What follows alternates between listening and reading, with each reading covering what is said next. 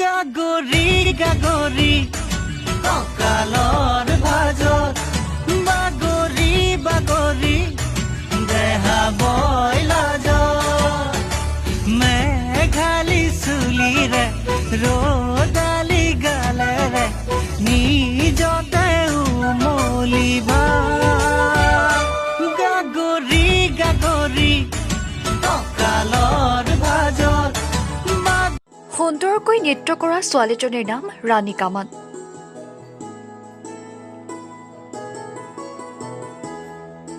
গহপুৰৰ ৰাণীৰ নাই এখন ভৰি। এখন ভৰি নোহোৱাকৈ নৃত্য কৰা ৰাণীয়ে জিনিলে দৰ্শকৰ হৃদয়। তোরে গেলি মোকে পাগল তোরে পাयल তোরে কাজল দিল মে তোরে গেল ঘায়ল তোরে পাयल তোরে কাজল দিল মে তোরে গেল ঘায়ল। আৰ্থিকভাৱে দুৰ্বল ৰাণীৰ দেউতাকে ঘৰখন অতি কষ্টৰে পোহপাল দিছে। দুখ কষ্ট কৰি হ'লেও ৰাণীৰ পঢ়া শুনাৰ পৰা নৃত্য কৰালৈকে সকলো দায়িত্ব পালন কৰিছে দেউতাকে। শেহতীয়াভাৱে ৰাণীয়ে সামাজিক মাধ্যম ইউটিউব আৰু ফেচবুকত নিজাকৈ এটা একাউণ্ট আৰম্ভ কৰিছে আৰু সামাজিক মাধ্যমৰ একাউণ্টৰ জৰিয়তে ৰাণীয়ে নিজে কৰা নৃত্যসমূহ ৰাইজৰ মাজলৈ এৰি দিছে।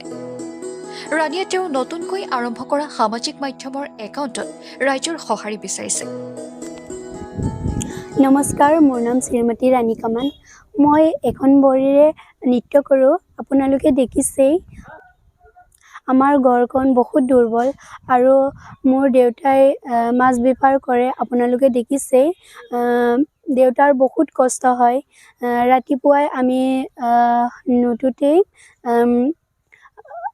ব্ৰহ্মপুত্ৰৰ পৰা মাছ আনি বিক্ৰী কৰে। তাৰ মাজতে মোক পঢ়াইছে আৰু ঘৰখন চলাইছে। দেউতাৰ বহুত কষ্ট হয়।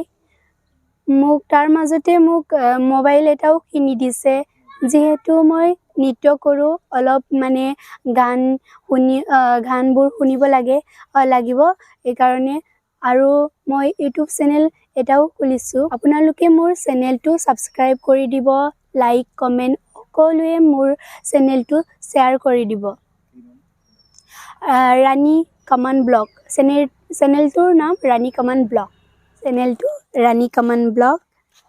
এতিয়া 2000 ছাবস্ক্ৰাইব হৈছে আৰু প্ৰথম